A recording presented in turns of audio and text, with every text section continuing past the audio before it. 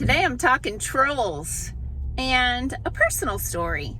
Hey, I'm Dr. Patty Barch. I'm a traditional naturopath, founder and owner of Naturally Unbridled Wellness and naturallyunbridled.com, where we focus on wellness solutions, not disease management. This is Down the Ridge with Dr. Patty, where I give you 7 to 10 minutes of holistic life and wellness information on my way to work.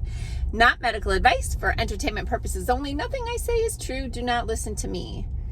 This is me like trying to avoid, there you go, bunny, off to the side, not straight down the driveway. Okay. So it's Friday, and this morning on my YouTube channel, I will just classify her as a troll, made a comment on the video that I did about, I think it's just yesterday's video, maybe, like foods people think are healthy that aren't. And so her comment was, would have been helpful if you told us what we should eat, and I'd like to see a study that tells me exactly what happens in my body if I eat bacon twice a week. Okay, so I normally don't engage with the trolls, and sometimes I just delete their trolly comments, but I don't know, it's Friday and I'm not on the top of my game. So I was like, well, I already did that video. Look at my channel, because literally I think the day or 2 days before I was like, eat these foods. And then I'm like, and who do you think's gonna fund that study? Right? Like, I mean, imagine what would be involved in getting a group of people and making them eat bacon twice a week for how long, and then studying the physiological effects of that, and like taking that data and extrapolating it, and then like weeding out other things that could be contributing to outcomes. Like, okay, the government has already said that the nitrates, I have a mental block about nitrates and nitrites, so if I'm saying the wrong thing, sorry. But like, it's already known to be a carcinogen. Like, I don't know what you want. So anyway, so I already did that video, and who's gonna fund this, your bacon study? So she gets right back in there, and she says, you have to be careful with studies because a lot of it is about who funds them. Meaning, somebody could do the bacon study, but she's not gonna trust it anyway. It's like, oh my God. Like, I don't understand these people. And so I don't have it in me today to give you more free information. So I thought I would share a personal story. So I was 30 when I met my husband. Already had bought my own house, like had a good career, was already in the second leg of my career, finished my master's degree, like well on my way to adulting, right?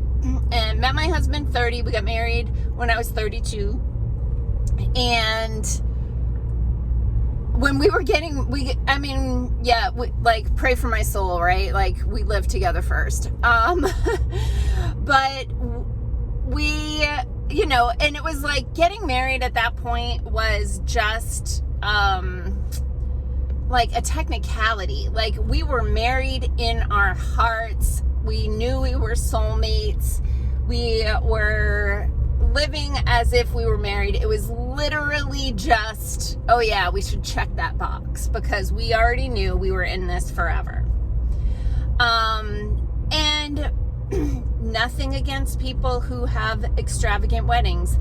I enjoy going to an extravagant wedding. I just didn't want one. And my younger sister got married, I don't know, 3-5 years, I can't remember, before I did. And I hadn't even met my husband yet when she got married. And I remember I told my mother, I'm like, don't hold back.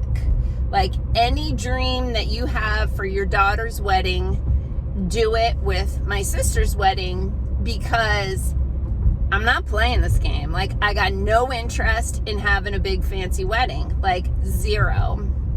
So live it up, no holds barred, go for it. And my sister had the big fun wedding with all the costumes, and like, it was fun. My mother, they did a great job. And then when my husband and I got married, we actually got engaged on a cruise to Alaska that we were on with my parents and a couple of my parents' friends. And it was just like, hey, we're in Alaska. They have a jewelry shop here. Let's get engaged. Like, this is how, like I said, technicality, just check the box. So we got engaged in September. And then, of course, like, if you've been engaged, you set a date yet? You set a date yet? You set a date yet? Like, oh my God, we'll get to it. So I don't know, sometime we got engaged in September, sometime January, February, March, maybe we got around to picking a date, and we were just like gonna get married that July. And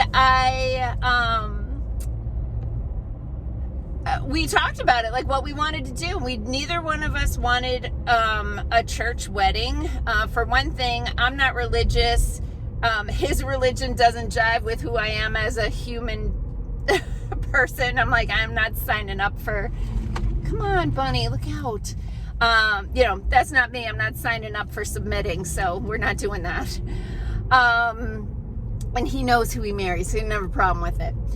But we decided that God didn't build churches, God built nature, and we wanted to get married in nature, and we were going to go to Vermont, which we love Vermont, and hike a mountain and get married on the top of a mountain, because like that is close to God, right? I didn't say I wasn't spiritual, I just said I wasn't religious. So I tell my parents, oh yeah, we set a date and this is what we're gonna do. And I get it. We didn't have kids. That was the other way I let my parents down. So I get, like, when you have kids that you want to be at their wedding, and dads want to give their daughters away, all that tradition. I get it. So I get the disappointment when I was like, we're not doing that. We're just going to go to Vermont, hike a mountain with the dog, get married with the Justice of the Peace on the top of a mountain. And my mom's like, well, what about the parents? And I'm like, no parents. Like, no, first of all, like, I don't think our parents could have hiked a mountain, but, no parents. It's just going to be us and Justice of the Peace and, like, witness. And so, very out of character for my mom, the guilt started. To the point that she literally sent me a newspaper article that she had cut out of her local newspaper that said, if you elope, your marriage is doomed. And I'm like, it's not eloping. We're not drunk and flying to Vegas to like spontaneously get married. We are planning a wedding that is like who we are. And so we were just kind of like, if we have the wedding we want, then our parents are disappointed for the rest of our lives. If we have the wedding they want, then we're disappointed for the rest of our lives. And let's face it, it's about us. So I'm like, screw it. Let's do both. And that's what we did. We hiked a mountain in Vermont, got married at the top, brought the dog and a witness. And a week later, we flew to Minnesota and got married in a gazebo in Winona. And we had an officiant, obviously, for the wedding in Minnesota. And she's like, you got the wedding license? You got the marriage license? And we're like, oh, we're already married. We got married last weekend. This is just for show. It's a secret. It's not a secret anymore. It's been 21 years. But she's like, the fee is the same. I'm like, yeah, we know. I don't care. So anyway, that's my personal story. And a little bit about internet trolls. I don't get it. I really don't get it. Like, I have other friends who put out lots of great free content on the internet. And the people who have to push back on that, I'm like, go make your own freaking YouTube channel and make your own videos. All right? See what it's like to try to please everybody. Okay. I'm so excited it's Friday. I'm hoping to spend a ton of time in my garden. I'm going to go to the farmer's market on Sunday and who knows what's in season and do some cooking, maybe some canning. I don't know. I'm looking forward to it. So peace out, peeps. Have a healthy day.